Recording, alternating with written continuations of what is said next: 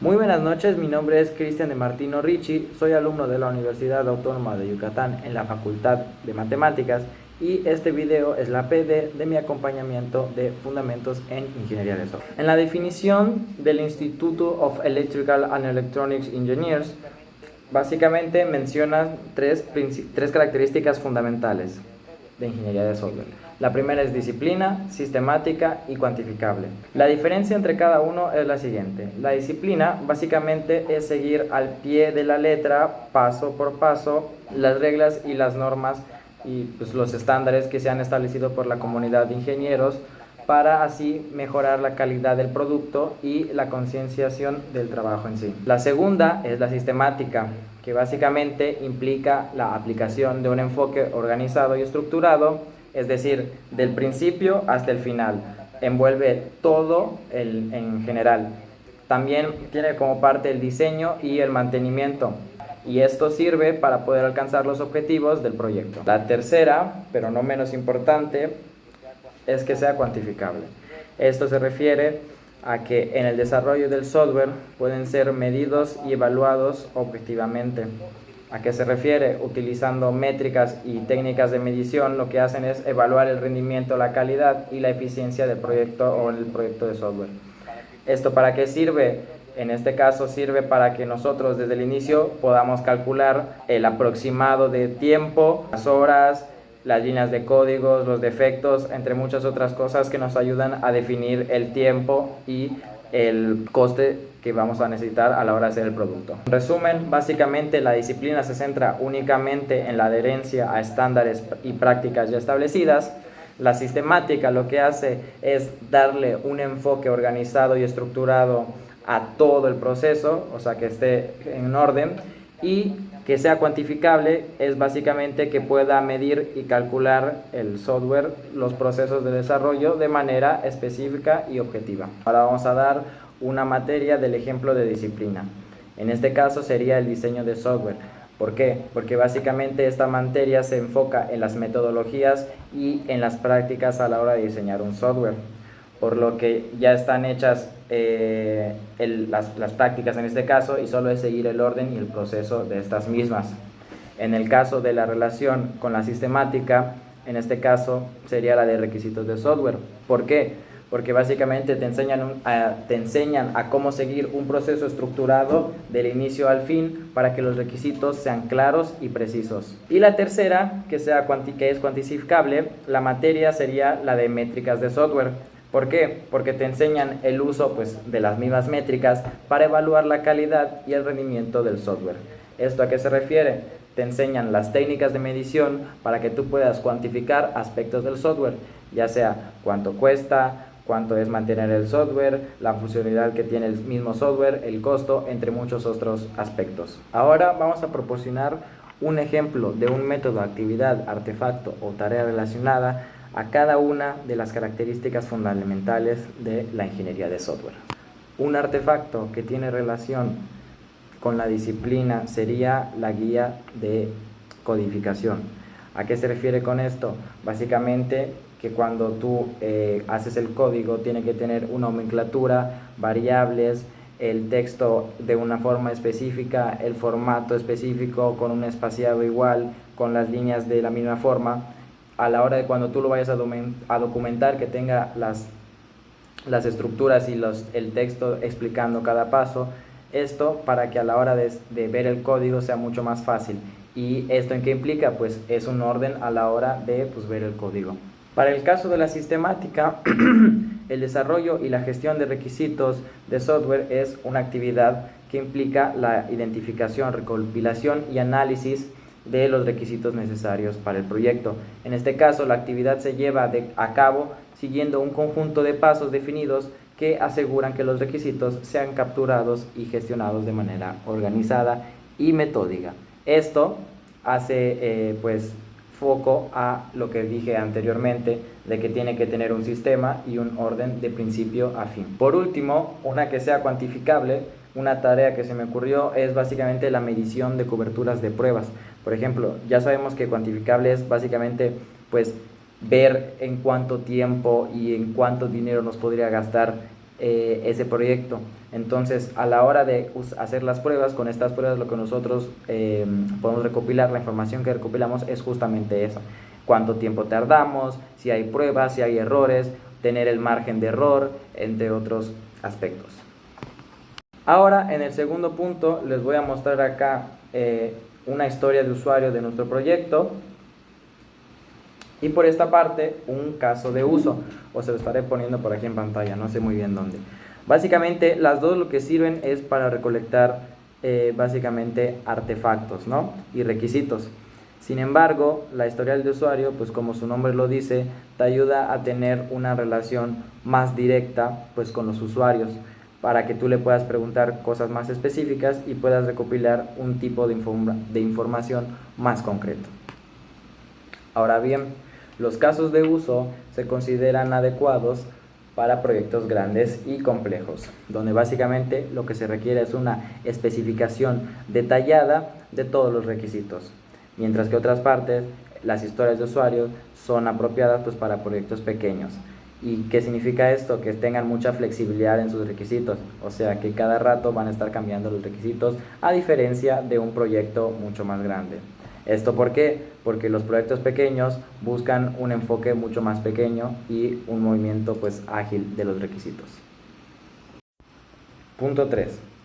En el punto 3 básicamente tenemos las diferencias y similitudes de la etapa del análisis entre los métodos tradicionales y los métodos ágiles.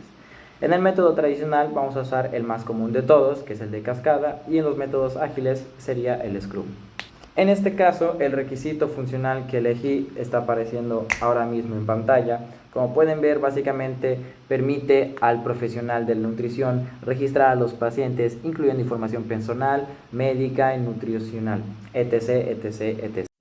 Entonces ahora vamos a explicar cómo sería el método de cascada implementado en nuestro proyecto. Entonces, los métodos básicamente sería el análisis de requisito, el diseño del sistema, la implementación, las pruebas y al final el mantenimiento. Obviamente pues el análisis de requisitos es donde se recopilan y se documentan los requisitos. El diseño pues se hace el mismo diseño con todos los requisitos recopilados. Las pruebas se implementan todos los códigos para ver que funcionen adecuadamente, y obviamente en el mantenimiento se realizan los ajustes pertinentes. En el caso de los roles y las actividades, se encuentra primero en el analista de requisitos, que es básicamente el que recopila y documenta todos los requisitos del cliente. Luego está el diseñador de sistemas, el desarrollador, que obviamente el diseñador de sistemas pues diseña pues todo el sistema. Luego el desarrollador es el que hace toda la talacha y que programa todo el código, y luego está el tester, que básicamente verifica que todo el código se haya hecho correctamente. Por último, los artefactos son la documentación de requisitos, la especificación del diseño, el plan de pruebas y el informe de pruebas. La documentación de requisitos incluye todos los requisitos del sistema. La especificación del diseño, pues están todos los documentos que describen cómo debe construirse el sistema. El plan de pruebas, pues cómo se probará el sistema, y los informes de las mismas pruebas, pues son los resultados que arrojaron las pruebas. Ahora bien, ¿cómo funcionaría esto con otro método? Es decir, con el método Scrum. Pues bueno, en los métodos tendríamos el backlog del producto, que básicamente se hace una lista priorizada de funcionalidades y características a desarrollar sprint por sprint. Básicamente se hacen tareas y se dividen en todos los sprints. Normalmente suelen ser 2 a 4 semanas dependiendo del proyecto.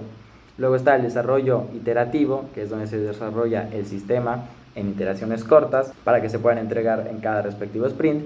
Y luego se hace solo la revisión y retrospectiva, que es se revisan los resultados y se ve qué es lo que se puede mejorar para el siguiente sprint. En el caso de los roles y las actividades, primero se encuentra el Product Owner, que básicamente es el que define y prioriza todo el producto. Luego se encuentra el Scrum Master, que es el que facilita el proceso Scrum y elimina impedimentos. Es, por así decirlo, como que la cabeza dentro de todos los trabajadores. Luego está el equipo de desarrollo, que son el conjunto de desarrolladores y los testers. Y luego están las reuniones diarias. Básicamente cada día se agendan reuniones para coordinar y ajustar pues el trabajo diario.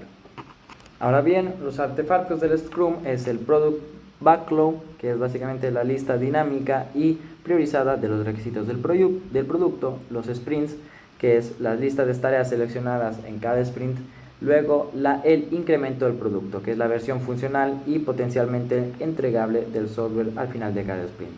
Entonces, podemos deducir que básicamente en el método de cascada tradicional es todo de golpe, por así decirlo, entre comillas, de principio a fin se define todo. Y el método Scrum se divide el trabajo en sprint y se prioriza cada sprint con las tareas, con las pruebas, y para eso está la nueva función del Scrum Master, cosa que en el método de cascada no existiría. Ahora, por ejemplo, en los artefactos implementados a las pruebas, a los requisitos que mencioné anteriormente, por ejemplo en el de cascada, lo que sería es un documento de requisitos detallado con especificaciones del diseño donde se describen el registro de pacientes y su integración. En cambio, en el método Scrum lo que se haría pues serían historias de usuario más específicas como nutriólogo quiero registrar la información personal de un paciente o quiero importar datos del paciente, etc, etc, etc. Entonces cada historia se desarrollaría y se entregaría en incrementos. Esta es una de las diferencias que se puede notar a simple vista. Por ejemplo, en la hora de los roles y las actividades, en el método de cascada, un analista de requisitos se encarga de entender y documentar toda la parte de los requisitos, mientras que en el método Scrum, el Product Owner es el que discute entre todos cuáles son los requisitos con el equipo y lo que se priorizaría para ese sprint, ya que se va a dividir el trabajo pues en varios sprints. Con el requerimiento funcional ya establecido, ahora básicamente vamos a mencionar los requisitos no funcionales asociados a este. Es que los requisitos no funcionales, aunque no lo creas, son muy importantes y son una parte fundamental a la hora de hacer un proyecto de software, porque los requerimientos funcionales, pues como su nombre lo dice, es la función, que es lo que el usuario ve cuando entra a la página. Sin embargo, los requerimientos no funcionales es todo lo que está detrás de estos. Por ejemplo, la seguridad, que sea eficiente, que sea eficaz, que pueda correr, que no se trabe. Todos esos requerimientos son requerimientos no funcionales que son necesarios para aplicarlos en el proyecto de software. Ahora, los requisitos no funcionales se reflejan en la fase de diseño de la siguiente manera. Cuando tú creas un proyecto de software y te pones a diseñarlo, lo que quieras que pase es que tenga un buen rendimiento, que sea ágil y que sea seguro. Por lo tanto, todas estas áreas lo que hace es que tengan especificaciones de rendimientos. Básicamente, los requisitos no funcionales se reflejan en la fase de diseño de la siguiente manera. A la hora de ejecutar, tú quieres que tu proyecto sea seguro, sea eficaz, sea eficiente. Entonces, todas esas cosas vienen de la parte del diseño, que aunque tú no los ves, pues están en el código y son parte muy fundamental. Ahora, ¿cómo se verifican los requisitos funcionales y no funcionales en la fase de prueba?